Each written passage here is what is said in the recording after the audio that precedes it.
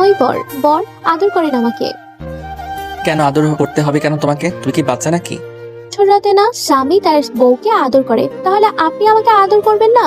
আর খালি যে বাচ্চাদের আদর করতে হয় তা কিন্তু নয়। তুমি দেখি সবই জানো। বরের ভালোবাসা পেতে গেলে এসব জানতে হয়। আর সবাই আমাকে পিচ্চি বলে, তাই আপনারও কি আমাকে পিচ্চি বলে মনে হয়? আমি কিছু জানি না ভেবেছেন? তুমি আর কি জানো একটু শুনি তো। আমি সবই জানি। আর এখন আপনি আমার স্বামী, তাহলে এখন আমাকে ভালোবাসবেন না কেন, আদর দিবেন না কেন? কে বলেছেন বিয়ে করলে বউকে আদর করতে হয়?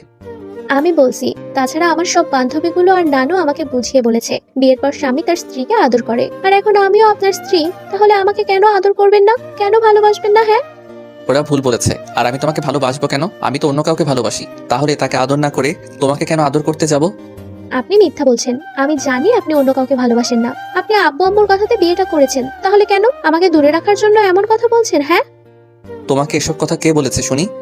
আপনার আব্বু আম্মু মানে আমার শ্বশুর শাশুড়ি। এখন কথা না বাড়িয়ে আমাকে আদর করেন, না হলে কিন্তু আমি নিজেই সবটা নিয়ে নিব। মগের মূল্যক নাকি তুমি সবটা নিয়ে নিবে? মানে আমি যেখানে তোমাকে ভালোবাসি না সেখানে কেন আদর করব? কারণ আমি আপনার বউ, আর বাসর রাতে বর আদর করে আপনি সেটা ভালোভাবেই জানেন। সবার কত ইচ্ছা থাকলে বিয়ের পর বউকে অনেক বেশি ভালোবাসবে, তাহলে আপনার ইচ্ছা নেই আমাকে আদর করার? নাকি আমি দেখতে খারাপ বলেন? আমার থেকে অনেক ভালো মেয়ে আপনি বিয়ে করতে চেয়েছিলেন বলেন।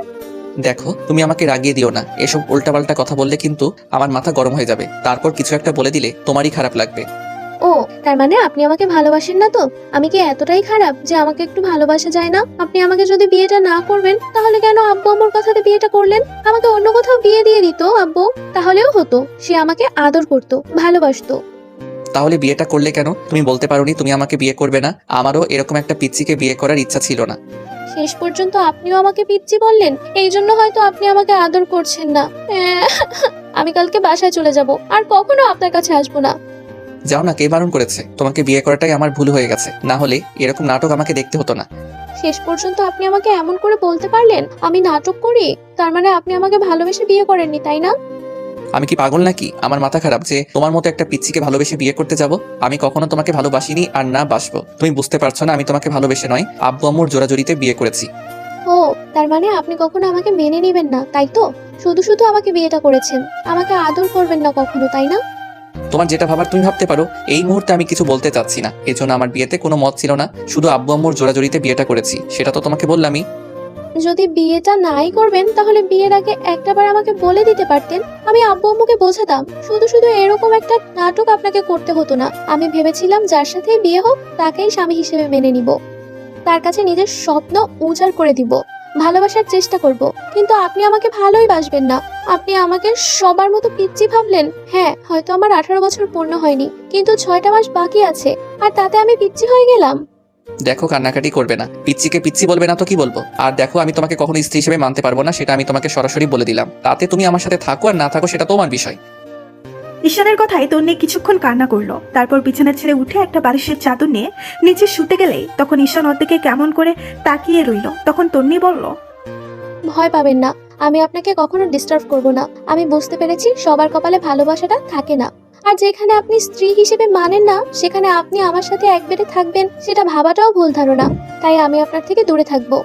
যদি আপনি কখনো আমাকে ভালোবাসতে পারেন তো নিজের করে নিয়েন, কিন্তু এত বেশি অবহেলা করবেন না যার জন্য আমি দূরে হারিয়ে যাই। আসলে কি জানেন তো, আব্বুর শরীরটা বেশি ভালো যাচ্ছে না। আপনার আব্বু আমার আব্বুর দীর্ঘদিনের বিজনেস পার্টনার। তার উপর আমি একটু পাগলামি করি আর দুষ্টু বলে আমার দায়িত্বটা আপনার কাছে দিয়ে যেতে চেয়েছিল। আর তাই আপনার আব্বু আপনার আমার বিয়েটা দিয়েছিল। কিন্তু ওরা হয়তো জানতো না আপনি কখনো আমাকে ভালোবাসতে পারবেন না, কখনো বউ হিসেবে মেনে নিতে পারবেন না। তন্নির কথাতে ঈশানের খারাপ লাগলেও এটা সত্যি ও তন্নিকে ইচ্ছাতেই বিয়েটা করেনি। বিয়ের 7 দিন আগে ঈশান তন্নিকে প্রথম দেখেছিল, আর আজকে ওদের বিয়েটা হয়েছে। তন্নি ঘুমানোর চেষ্টা করলো কিন্তু বারবার ফুপিয়ে উঠছে। ঈশান বুঝতে পারছে তন্নির কষ্ট হচ্ছে, ওর থেকে দূরে থাকতে। আর সব মেয়েদেরই স্বপ্ন থাকে বিয়ের পর তার স্বামী তাকে অনেক বেশি ভালোবাসবে আর নিজের করে নিবে। তন্নিরও হয়তো তেমন স্বপ্ন ছিল, কিন্তু ঈশান ওকে নিজের করে নিল না, উল্টো দূরে সরিয়ে দিল। মধ্যরাতে ঈশানের ঘুমটা ভেঙে যায়। ও খেয়াল করে তন্নি মোনাজাতে হাত তুলে ফুপিয়ে ফুপিয়ে কান্না করে উঠছে। বারবার বলছে ঈশান যেন ওর ভালোবাসাটা বুঝতে পারে, ওকে নিজের করে নেয়। পরদিন সকালে ঈশানের ঘুম ভাঙলেই ও খেয়াল করে তন্নি কালো একটা শাড়ি পরে ওর সামনে দাঁড়িয়ে আছে, আর আজকে ওকে দেখতে একদম পুতুলের মতো লাগছে। তখন ঈশান বলে, কি হয়েছে? এত ডাকাডাকি করছো কেন? মাফ করবেন, আমি আপনাকে ডাকতে চাইনি, কিন্তু আব্বু আম্মু বারবার বললো ডেকে উঠাতে। আজকে নাকি অনেক কাজ বাকি আছে, প্লিজ ওঠেন, অনেকে এসেছে আপনার সাথে কথা বলতে। তন্নির কথাগুলো বলে ঈশানের দিকে তাকিয়ে রইল। তখন ঈশান উঠে ফ্রেশ হয়ে নিল। তারপর দুজনে নিচে আসলো। খাওয়া শেষ করে ঈশান সবার সাথে কথা বলল, কিন্তু তন্নির মনটা খারাপ। ও চুপচাপ বসে আছে, কারোর সাথে তেমন ভাবে কথা বলছে না। ঈশান বুঝতে পারছে তন্নির কি জন্য মন খারাপ।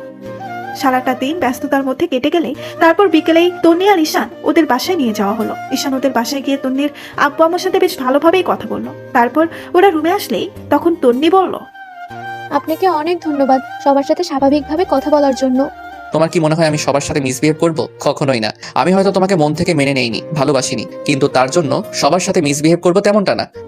একটা কথা কি জানতে পারি, আপনি আমাকে কেন ভালোবাসতে পারবেন না, কেন মেনে নিতে পারবেন না? আপনার কি অন্য কোনো মেয়েকে পছন্দ আছে, নাকি অন্য কাউকে ভালোবাসতেন আপনি? আমার পার্সোনাল লাইফের কোনো প্রশ্ন কিংবা উত্তর তোমাকে দিতে চাচ্ছি না, তাই প্লিজ এসব নিয়ে আর দ্বিতীয়বার প্রশ্ন করবে না। সরি, আর কখনো এরকম ভুল করব না। ওদের বিয়ের 6টা মাস পার হয়ে গেছে, কিন্তু এখনো দুজনের সম্পর্কটা ঠিক হয়নি। দূরত্বটা রয়েই গেছে। তন্নি ভাবতে শুরু করেছে ঈশান হয়তো আরুকে কখনো মেনে নিবে না। আর তন্নি দেখতে কালো বা সুন্দর নয়, তেমন নয়, ও অসম্ভব রকম সুন্দরী, হয়তো একটু দুষ্টমি আর একটু পাগলি টাইপের। কিন্তু যেদিন থেকে ওদের বিয়েটা হয়েছে সেদিন থেকে তন্নির দুষ্টামি আর পাগলামিগুলো বন্ধ হয়ে গেছে। তন্নি এখনো ঈশান প্রচন্ড পরিমাণে ভালোবাসে, তাই সেটা বারবার প্রকাশ করে, বোঝানোর চেষ্টা করে, কিন্তু ঈশান ওকে দূরে সরিয়ে দেয়, ওকে প্রচন্ড পরিমাণে ইগনোর করে। তন্নির মনে হয় ঈশানের কাছে হয়তো ওর ভালোবাসাগুলো অসহ্য লাগে। তারপরেও পিচ্চিটা দাঁতে দাঁত চেপে সবটা সহ্য করে যাচ্ছে, শুধু ওর আব্বু আমার কথাগুলো ভেবে এখানে পড়ে আছে। তন্নি আগে ভাবতো ঈশান হয়তো কখনো ওকে ভালোবাসবে না, কিন্তু ওর ধারণা হয়তো ভুল হয়ে গেছে। দিন যতই যাচ্ছে তন্নির মনটা ততই খারাপ হয়ে যাচ্ছে। প্রতিদিনের মতো তন্নি আজকেও ঈশানের জন্য দুপুরে না খেয়ে বসে আছে। তারপর যখন ঈশান আসছিল না, তখন আম্মু ওকে বলে, মামুনি তুমি ঈশানের জন্য খাবার নিয়ে অফিসে চলে যাও, ঈশান হয়তো অনেক ব্যস্ত তাই আসতে পারছে না। আমার কথাতে তন্নি খাবার নিয়ে অফিসে চলে আসে। তারপর যখন ঈশানের কেবিনে ঢুকতে নিবে, খেয়াল করে ঈশান একটা মেয়ের সাথে বেশ হাসাহাসি করে কথা বলছে। মেয়েটা ওর হাত ধরে রেখেছে। এমন কিছু দেখেই তন্নির অনেক খারাপ লাগে, ও কান্না করে দেয়। তন্নি আর ঈশানের সাথে দেখা না করে খাবারগুলো পিয়নের কাছে দিয়ে বাসায় চলে আসে। বাসায় এসে পিচ্চিটা কিছুক্ষণ বালিশে মুখ গুছে কান্না করে। তখন আম্মু ওর মন খারাপ দেখে জিজ্ঞাসা করে, মামুনি কি হয়েছে, কান্না করছো কেন তুমি? ঈশান কিছু বলেছে আমাকে বলো। না না আম্মু, তোমার ছেলে আমাকে কিছু বলেনি। আসলে অনেকদিন আব্বু আম্মুকে দেখি না, ওদের কথা খুব মনে পড়ছে। পাগলিনি, এই জন্য কান্না করতে হয়? আচ্ছা বাসার কথা মনে পড়লে বাসা থেকে ঘুরে আসো। আম্মুর কথাতে তন্নি কিছু একটা ভেবে তারপর বাসায় চলে যায়। তন্নির মনটা আজকে প্রচন্ড পরিমাণে খারাপ। ও ভাবতেও পারেনি ঈশান আর কখনো ভালোবাসবে না, তাই বলে অন্য একটা মেয়ের সাথে ওইভাবে হাসাহাসি করে কথা বলবে। তন্নির মনে হচ্ছে ও মেয়েটার সাথে ঈশানের হয়তো সম্পর্ক আছে, এজন্যই হয়তো ঈশান ওকে এত বেশি অবহেলা করে। তার উপর ও প্রায় রাতে খেয়াল করেছে ঈশান কারোর সাথে হাসাহাসি করে কথা বলে। আর এখনো ওদের মাঝে দূরত্বটা এতটাই বেশি যে তন্নি এখনো নিচে ঘুমায়। তো বিকেলে ঈশান বাসায় এসে দেখে আব্বু আম্মুর মনটা খারাপ। তখন ও জিজ্ঞাসা করে, আব্বু আম্মু কি হয়েছে তোমাদের, মন খারাপ কেন?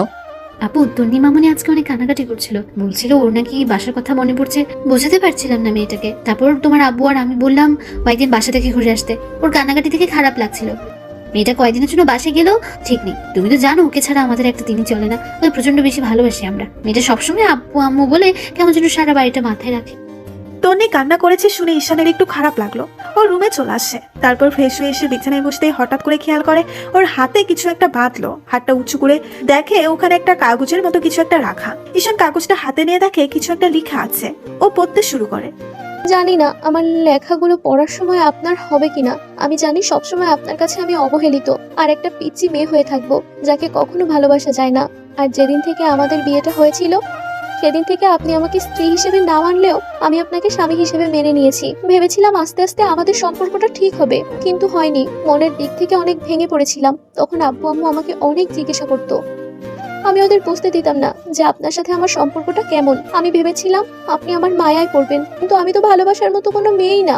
তারপর আজকে যখন দেখলাম আপনি অন্য কাউকে নিয়ে হ্যাপি থাকতে চাইছেন, তখন মনে হলো আপনার লাইফ থেকে আমার দূরে সরে যাওয়াটাই ভালো। আপনাকে বলেছিলাম যে এত বেশি অবহেলা করবেন না, যার জন্য আমি কষ্ট পেয়ে দূরে সরে যাই। আজকে সেটা মাত্রা অতিরিক্ত হয়ে গেছে, তাই আমি আপনার থেকে দূরে সরে যাচ্ছি। আপনি ভয় পাবেন না, আমি কিছুদিনের মধ্যেই এই শহর ছেড়ে চলে যাব। আর যদি কোনো ভুল করে থাকি তার জন্য আপনি আমাকে মাফ করে দিবেন। চিঠিটা পড়ে ঈশান কিছুক্ষণ চুপ করে থেকে তারপর কিছু একটা ভেবে ও তাড়াহুড়া করে বাসা থেকে বেরিয়ে গেল। আজকে ঈশানের খুব বেশি খারাপ লাগছে পিচ্চিটার জন্য। হয়তো কখনো ভালোবাসতে পারেনি, কিন্তু এত বেশি কষ্ট দিয়েছে ওকে, পড়ার পর বুঝতে পারছে। ঈশান আধা ঘন্টার মধ্যে তন্নিদের বাসায় চলে আসে। তারপর কলিং বেল দিতেই ও দরজা খুলে দিলেই ঈশান তন্নির আম্মুর সাথে কিছুক্ষণ কথা বলে তারপর ওর রুমে যায়। দেখে ওর পিচ্চি বউটা ফুপিয়ে কান্না করছে। ঈশানকে দেখে তুষি উঠে বসে আর বলতে শুরু করে, আপনি এখানে কেন? দেখতে আসছেন আমি কান্না করছি কিনা? হ্যাঁ, আমি অনেক কান্না করছি। আপনাকে এসব দেখতে আসতে হবে না, আপনি চলে যান। আমি তো বলছি আমি আর এখানে থাকবো না, অনেক দূরে চলে যাব। আপনার আমাকে আর ফিরিয়ে নিতে হবে না। আব্বু আম্মু আপনাকে বলেছে তো ফিরিয়ে নিতে আসতে। না, আমি আমার বউটার ভালোবাসা টানে এসেছি। আপনি আমাকে কেমন ভালোবাসেন আজকে সেটা আমার জানা হয়ে গেছে। আপনি প্লিজ এখান থেকে চলে যান। আমি আপনার সাথে কোনো সিন ক্রিয়েট করতে চাই না। ঈশান জানে পিচ্চিটাকে শান্ত করাটা সহজ হবে না, তাই এসে ওর হাতটা ধরলো। তন্নি এক ঝটকায় হাতটা ছাড়িয়ে নিয়ে তখন ঈশান ওকে দুই হাতে শক্ত করে বুকের সাথে চেপে ধরলো। তন্নি কোনো কথা বললো না, শুধু ফুপিয়ে কান্না করতে লাগলো। ঈশান ওর মাথায় হাত বুলিয়ে দিতে বলতে লাগলো, বিশ্বাস করো, তুমি যেটা দেখেছো সবটা ভুল। ওই মেয়েটা আমার ফ্রেন্ড। আজকে আমিও রিলেশনের মাঝে যে সমস্যা চলছিল সেটা সলভ করে দিয়েছি, সেজন্য আমাকে ধন্যবাদ দিয়েছিল। ওই জন্য হয়তো তুমি সবটা ভুল বুঝেছো। এই জন্যই আমি তোমাকে দূরে রেখেছি, যে তোমার চিন্তাধারাগুলো এখনো এই পিচিদের মতোই আছে। তন্নি এবার জোরে জোরে কান্না করে উঠলো। তারপর ওকে শক্ত করে জড়িয়ে ধরলো। তখন ঈশান ওর মাথায় হাত বুলিয়ে দিয়ে বলল, পিচি বউ, তোমার মনে আছে আজ থেকে 6টা মাস আগে আমাদের বিয়ে হয়েছিল? সেদিন তুমি বলেছিলে 6টা মাস পর তোমার 18 বছর পূর্ণ হয়ে যাবে। আর দেখো, এখন তোমার 18 বছর পূর্ণ হয়ে গেছে। তাই এখন আমিও তোমাকে বউ হিসেবে মানি। আমি এই জন্যই তোমাকে দূরে সরিয়ে রেখেছিলাম, আর ভেবেছিলাম এই কয়েকটা দিনে তোমাকে ভালোবাসতে পারবো। আর তুমি আমার কতটা অবহেলা সহ্য করতে পারো সেটার জন্য তোমাকে দূরে রাখছিলাম। কারণ আমি জানতাম পিচিদের বুদ্ধি হাঁটুর নিচে হয়, সবসময় উল্টাপাল্টা চিন্তা ভাবনা করে। একদম আমাকে পিচ্চি বলবেন না। দুদিন পর আপনার পিচ্চির আম্মু হব, আর আপনি আমাকে পিচ্চি বলছেন? ওকে আর বলবো না। দেখি এখন তাকাও আমার দিকে, একটু আদর করি আমার বউটাকে। 6 মাস আমাকে দূরে রেখেছো, আর এখন আবার ঢং দেখাতে আসছে। একদম আমাকে আদর করা চলবে না। আরো 6 মাস আপনি আমার থেকে দূরে থাকবেন। ওকে, থাকবো। তুমি যদি পারো তাহলে আমিও থাকতে পারবো। তবে কি জানো তো, অফিসে না একটা সুন্দর কলিগ আছে যে সবসময় আমার দিকে ড্যাব ড্যাব করে তাকিয়ে থাকে। তুমি যদি আমাকে আদর করতে না দাও তাহলে আর কি, আমি ওর সাথে রিলেশনে যেতে পারি। মেয়েটার কাছে আদর চাইলে ও হয়তো একদম আইসক্রিমের মতো গলে গলে পড়বে। কুত্তা হারামি, আপনি আসলেই একটা লুচু। লুচু না হলে ঘরে বউ থাকতে এরকমটা করতে পারতেন? একদম এসব কথা বললে খুন করে ফেলবো, তারপর নিজেকেও শেষ করে দিব। না না, আমার পাগলিটাকে রেখে আমি কোথায় যাবো বলো? অনেক বেশি ভালোবাসি তো পিচ্ছি বউটাকে। একদম পিচ্চি বলবেন না, আমি আর এখন পিচ্চি না। ওকে, বলবো না। আমার সোনা বউটা কেমন?